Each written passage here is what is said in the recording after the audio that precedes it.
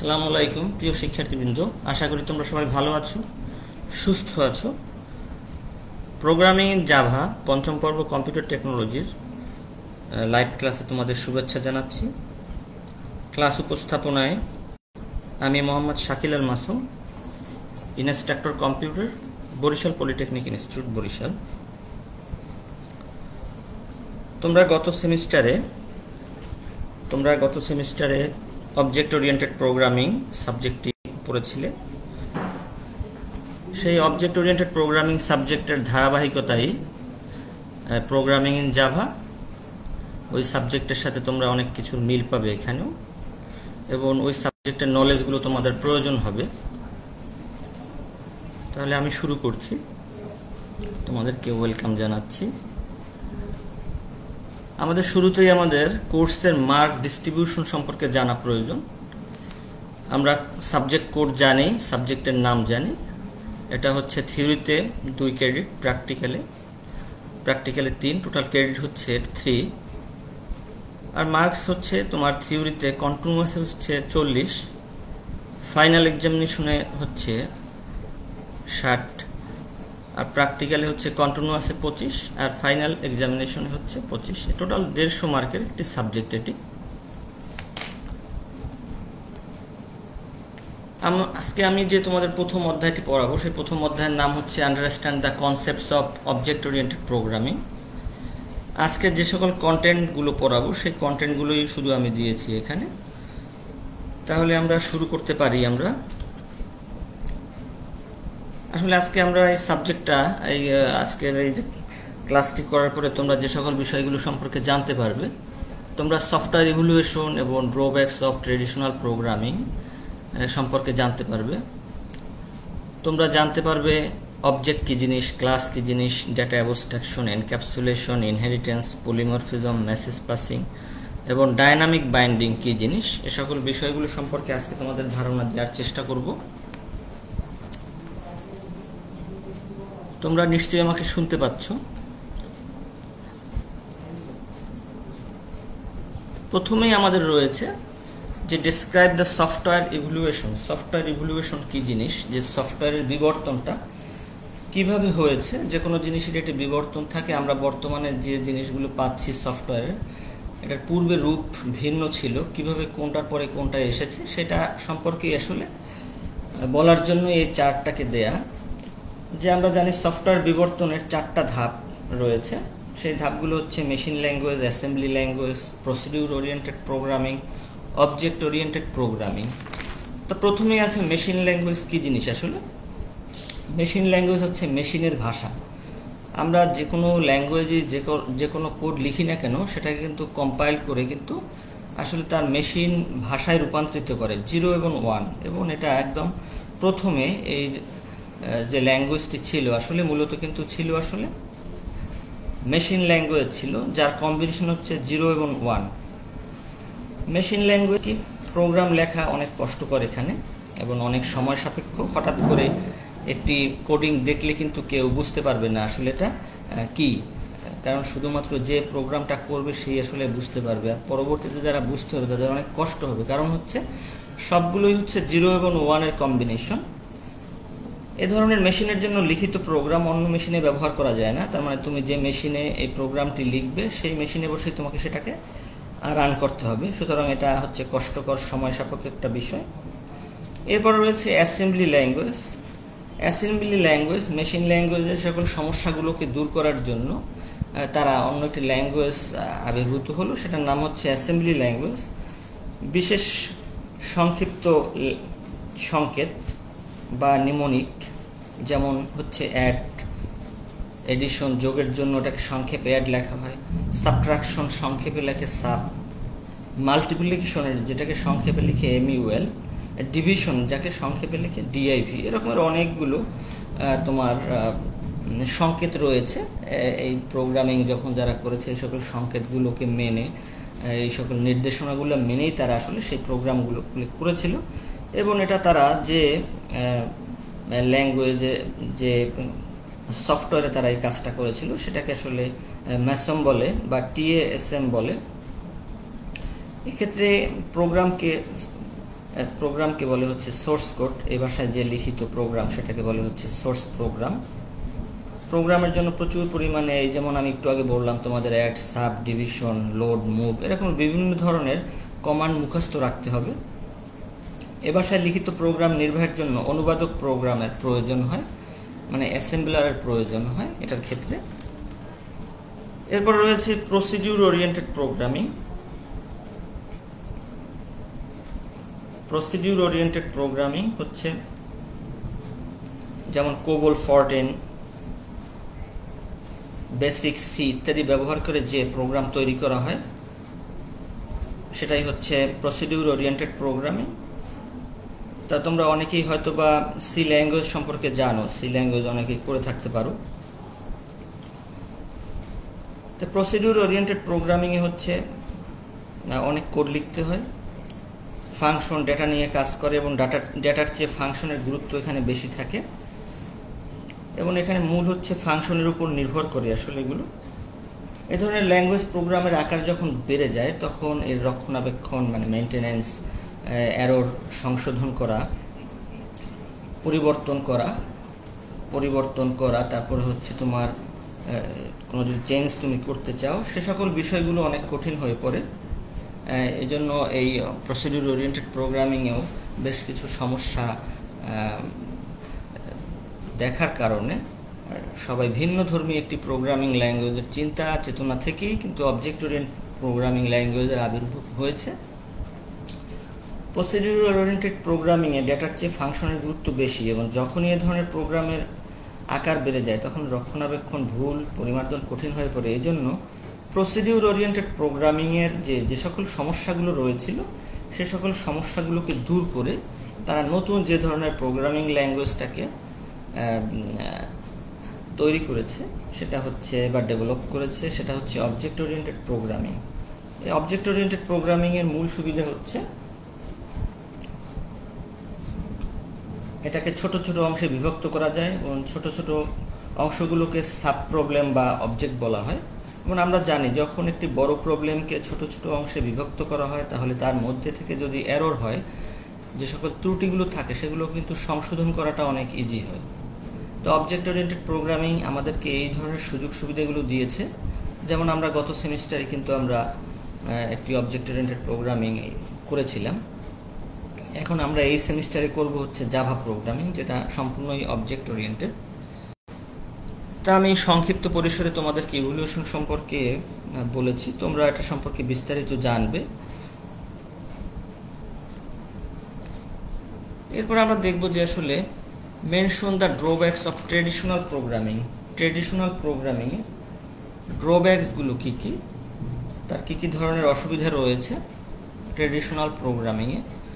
যেমন প্রথমে আমরা বড় প্রোগ্রাম লেখার ক্ষেত্রে কোডিং করা জটিল। যদি আমরা একটা বড় প্রোগ্রাম করি তাহলে কী হবে, অনেক কোড করতে হয়, প্রবলেমগুলোকে আইডেন্টিফাই করা অনেক জটিল হয়।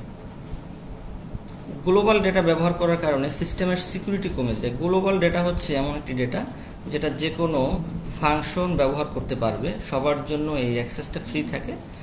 তো একই ডেটা যখন সবগুলো মেথড বা ফাংশন ব্যবহার করে তখন তার আসলে সিকিউরিটি আসলে কমে যায়। হোল প্রোগ্রামকে পরিবর্তন করতে হলে অতিরিক্ত ডেটা বা ফাংশন যুক্ত করতে হয়। আমরা যদি চাই যে না আমরা অতিরিক্ত ডেটা বা ফাংশন, তখন আমাদের কিন্তু যুক্ত করতে হয় যদি আমরা কোনো এই প্রোগ্রামকে যদি কোনো পরিবর্তন করতে চাই। বড় সমস্যাকে ক্ষুদ্র ক্ষুদ্র অংশে ভাগ করে একত্রিত করে মূল সমস্যার সমাধান করা হয়। প্রক্রিয়াটি অনেক জটিল, কারণ সবগুলোকেই ক্ষুদ্র ক্ষুদ্র অংশে ভাগ করে একটা জায়গায় যখন আনা হয় তখন আসলে সমস্যা তৈরি হয়। এজন্য এই প্রক্রিয়াটা আসলে অনেক জটিল। প্রোগ্রামের ভুল নির্ণয় করা, সমাধান ও মেনটেনেন্স করা এক্ষেত্রে আসলে অনেক কঠিন হয় ট্রেডিশনাল প্রোগ্রামিংয়ে, যেটা আসলে অবজেক্ট ওরিয়েন্টেড প্রোগ্রামিংয়ে ওই সকল বিষয়গুলো অনেক ইজিলি হ্যান্ডেল করা যায়।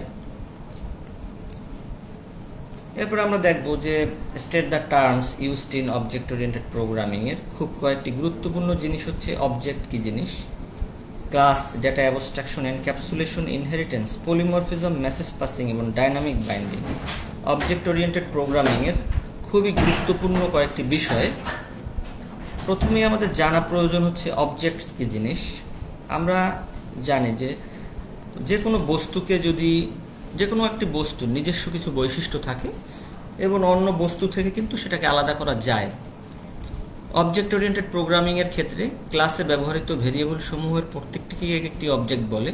যেমন আমরা যদি ধরি যে যেমন একটি ক্লাসরুমে অবজেক্ট কী হতে পারে, যেমন চেয়ার টেবিল একটি অবজেক্ট, ফ্যান একটি অবজেক্ট হতে পারে, এরকমের অবজেক্টগুলো অনেকগুলো হতে পারে এবং যার নির্দিষ্ট কিছু বৈশিষ্ট্য থাকবে। আমি একটি চিত্র দিয়ে তোমাদের বোঝানোর চেষ্টা করেছি।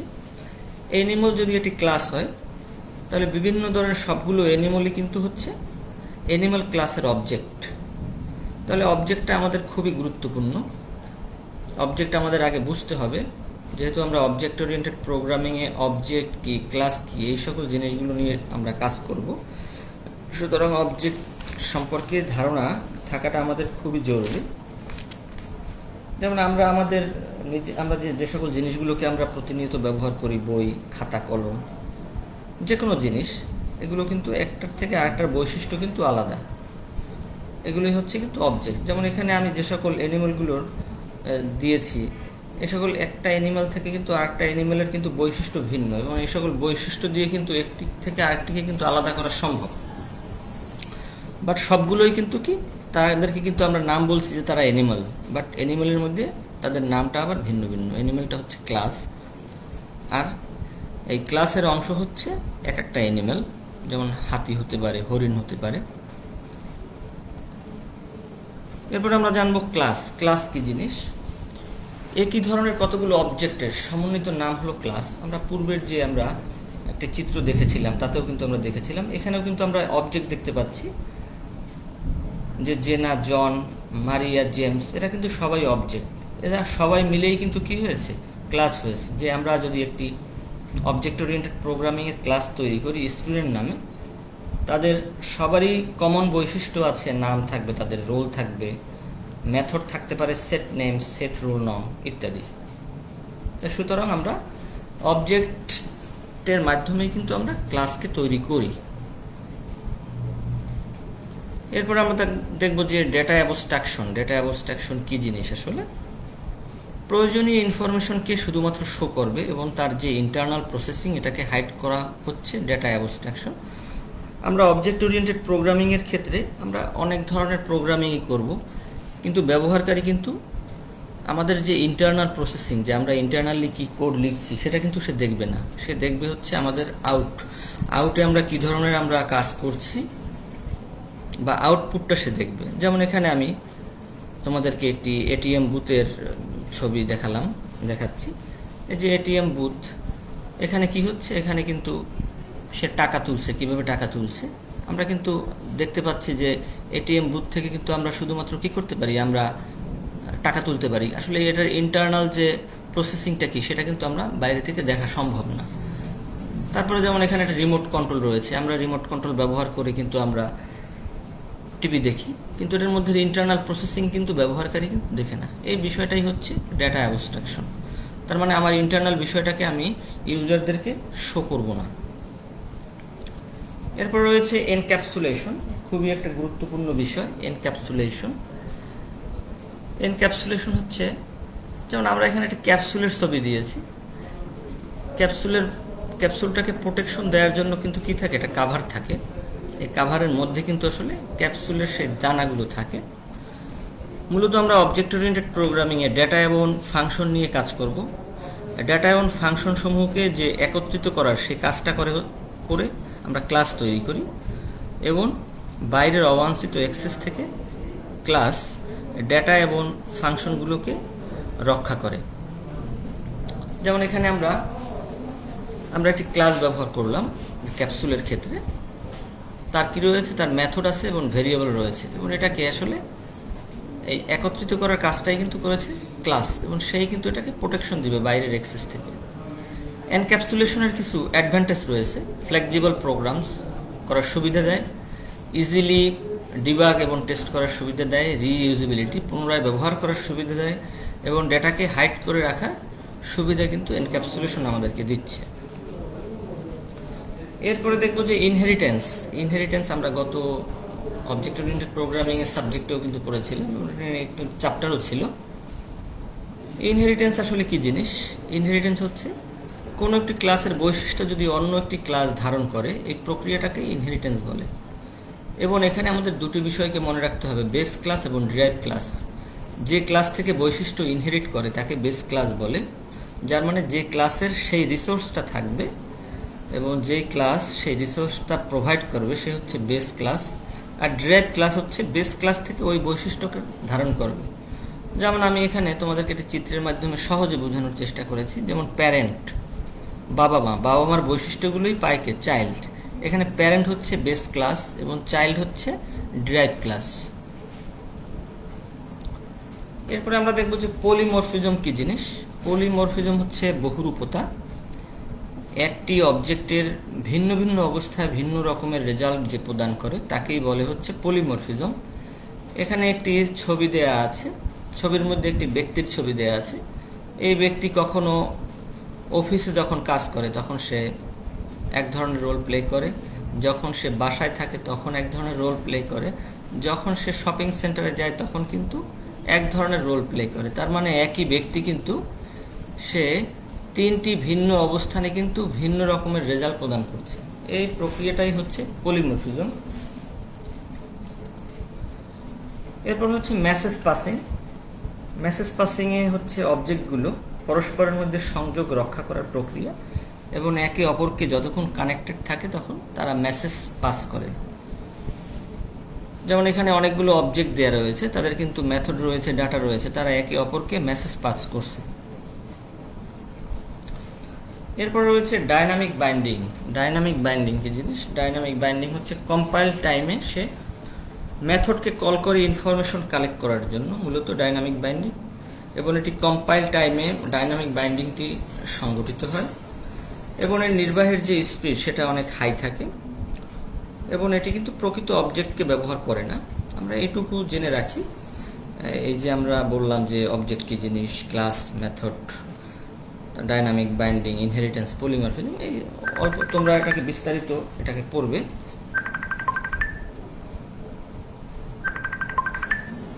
এরপরে আমরা তোমাদের যদি কোনো প্রশ্ন থাকে আমাকে ইমেল করতে পারো বা ইনবক্সও করতে পারো, তাহলে আমি তোমাদের প্রশ্নের উত্তর দিব।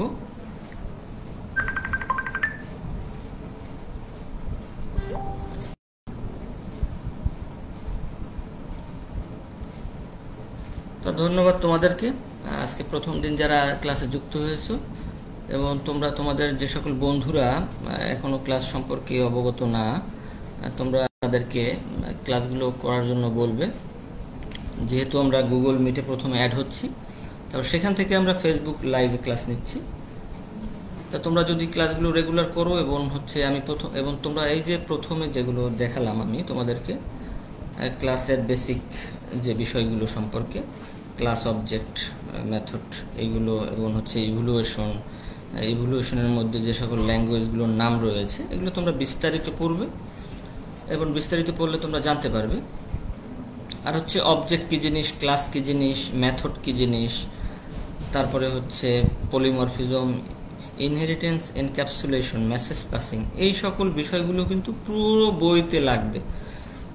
এগুলো নিয়ে আলাদা আলাদা কিন্তু চ্যাপ্টারই রয়েছে। সুতরাং আমরা এই প্রথমের যে সংজ্ঞাগুলো এগুলোকে যদি সুন্দরভাবে আমরা জানতে পারি তাহলে আমরা কিন্তু পরবর্তী যে অধ্যায়গুলো সম্পর্কে কিন্তু আমাদের তখন অত কষ্টটা হবে না কিন্তু। সুতরাং তোমরা আজকের যে আমি তোমাদেরকে যে সকল জিনিসগুলো সম্পর্কে সংক্ষিপ্ত পরিসরে বলেছি এগুলো তোমরা বিস্তারিত বাসায় বসে পড়বে। যেহেতু আমাদের গুগল মিটে হয় আমরা নেক্সট দিন যখন ক্লাস নিব তখন তোমাদেরকে আমি জিজ্ঞেস করব, তোমাদের কিছু কিছু প্রশ্ন আমি জিজ্ঞেস করব। সুতরাং তোমরা সেভাবে প্রিপারেশন নেবে। তা আশা করি তোমরা সবাই ভালো থাকবে, সুস্থ থাকবে, স্বাস্থ্যবিধি মেনে চলাফেরা করবে। তোমাদের শুভকামনা রইল। ধন্যবাদ সবাইকে।